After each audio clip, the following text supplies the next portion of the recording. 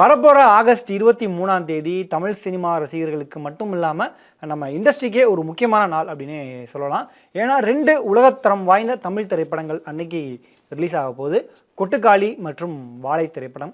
So இந்த 2 திரைப்படங்களுடைய இயக்குனர்கள் மற்றும் நடிகர்களை எடுத்துக்கிட்டாலே எல்லாருமே தென் தமிழகத்தை சேர்ந்தவங்க தான். அது மட்டும் இல்லாம இந்த 2 கதையுமே கிட்டத்தட்ட ஒரு நிஜ கதை அந்த மாதிரியான விஷயங்கள் தான். இந்த நிலையில வாழை படத்தினுடைய ட்ரெய்லர் லான்ச் நேற்று நடந்தது. அதில் பல்வேறு இயக்குனர்கள் கலந்துக்கிட்டு நிறைய விஷயங்கள் பேசினாங்க.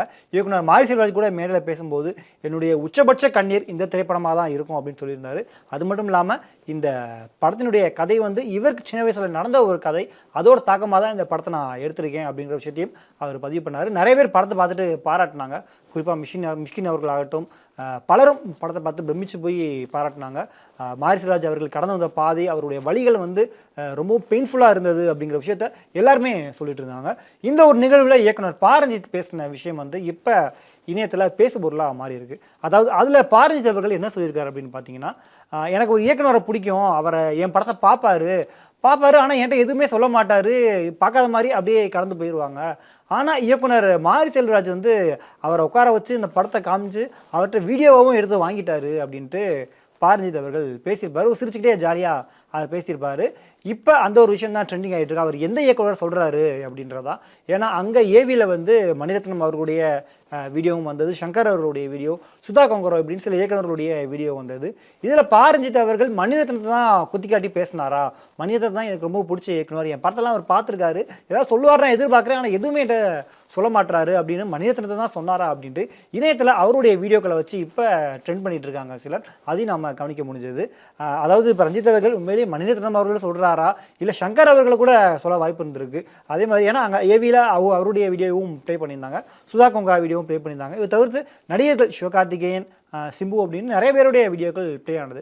பட் இயக்குனர் ரஞ்சித் அவர்கள் வந்து இந்த ஒரு விஷயத்தில் யாரை மென்ஷன் பண்ணார் அப்படின்ற விஷயத்தை தான் இப்போ இணையவாசிகள் கேள்வி கேட்டுட்டு இருக்காங்க. பட் எல்லாருடைய ஆப்ஷனும் இவர் வந்து மணிரத்னத்தை தான் சொல்லியிருப்பாரு அப்படின்ற ஒரு பதிலை வச்சு தான் இந்த ஒரு விஷயத்த, இந்த ஒரு வீடியோவை அவங்க ஷேர் பண்ணிட்டு இருக்காங்க.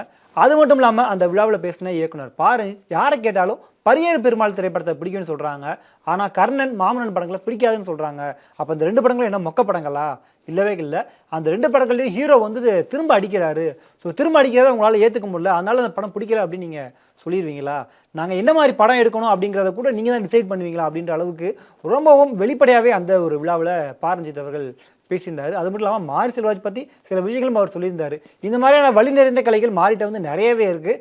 இதில் வந்து நான் கொஞ்சம் வீக் தான், ஆனால் மாரி வந்து ரொம்பவும் தைரியசாலி, உள்ளதை உள்ளபடியே ரொம்பவும் வெளிப்படையாக அப்படியே இயல்பாகவே அப்படியே எடுத்துகிட்டு வந்துட்டார். மாரி உண்மையிலேயே வேறு லெவல் அப்படின்ற ஒரு விஷயத்தையும் இயக்குனர் பாரஞ்சித் அவர்கள் அதில் பதிவு பண்ணியிருப்பார். இன்னொரு பக்கம் கொட்டுக்காளி திரைப்படம் இந்த வருடத்தினுடைய ஒரு மிக முக்கிய திரைப்படமாக பார்க்கப்படுது. குறிப்பாக இந்த படத்தினுடைய ப்ரீமியர் ஷோவும் இப்போ போட்டாங்க.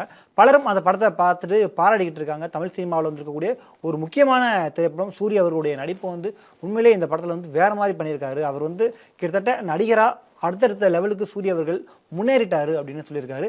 மாரி செல்வராஜ் அவர்களுமே இந்த கொட்டுக்காளி திரைப்படத்தை பார்த்துட்டு நானும் ரொம்ப பிரமிச்சு போனேன். சூரிய அண்ணனுடைய நடிப்பு வந்து உண்மையிலேயே வேற மாதிரி இருந்தது.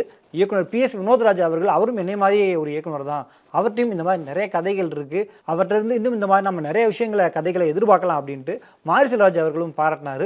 குறிப்பாக மிஷ்கின் அவர்கள் 2 படத்தினுடைய விழாவிலையும் கலந்துக்கிட்டு 2 படத்தை பற்றியும் ரொம்ப சிலாகிச்சு பேசினார். கிட்டத்தட்ட இந்த 2 படங்கள் தான் கடந்த 10 வருஷத்தில் வந்து ஒரு சிறந்த படங்கள், உலக சினிமா படங்கள் அப்படின்ற அளவுக்கு பிரமிச்சு போய் பாராட்டினாங்க. இப்படி இவங்க பாராட்டி பேசிகிட்டு இருக்க இந்த நிலையில் சில சர்ச்சையான விஷயங்களுமே இந்த நிகழ்வில் நாம் கவனிக்க முடிஞ்சது. குறிப்பாக மிஷ்கின் அவர்கள் வந்து கொட்டுக்காளி திரைப்படத்தினுடைய அந்த ஒரு விழாவில் வந்து நான் வந்து அவுத்து போட்டு ஆடுவேன், நான் வந்து இந்த மாதிரி சில வார்த்தைகளை யூஸ் பண்ணார். அதே இது நேற்று நடந்த வாழை திரைப்படத்தினுடைய விழாவில் பேசும்போது அந்த மாதிரி எதுவுமே பேசலை. நான் அந்த மாதிரி பேசினா தான் உங்களுக்கு கண்டென்ட் கிடைக்குமா, நான் வந்து இன்றைக்கி அந்த மாதிரி எதுவும் பேச போதில்லை, நான் வந்து தண்ணி போட்டு பேசுகிறதா எல்லாருமே நினைக்கிறாங்க அப்படின்ட்டு நான் கொஞ்சம் அடக்கி வாசிச்சுக்கிறேன் அப்படின்ற மாதிரி நேற்று வந்து ரொம்ப அமைதியாக பேசிட்டு போனார். ஸோ கொட்டுக்காளி மற்றும் வாழை இந்த 2 திரைப்படங்களுமே 23ஆம் தேதி ரிலீஸ் ஆகுது. ஸோ இந்த 2 படத்தில் நீங்கள் எந்த படத்துக்கு ரொம்ப ஆர்வமாக எதிர்பார்த்துட்டு இருக்கீங்க? குறிப்பாக ரஞ்சித் அவர்கள் பேசும்போது முன் வச்சது யாராக இருக்கும் நீங்கள் நினைக்கிறீங்க அப்படிங்கிற உங்களுடைய கருத்துக்களை மறக்காமல் கீழே கமெண்ட் பண்ணுங்கள்.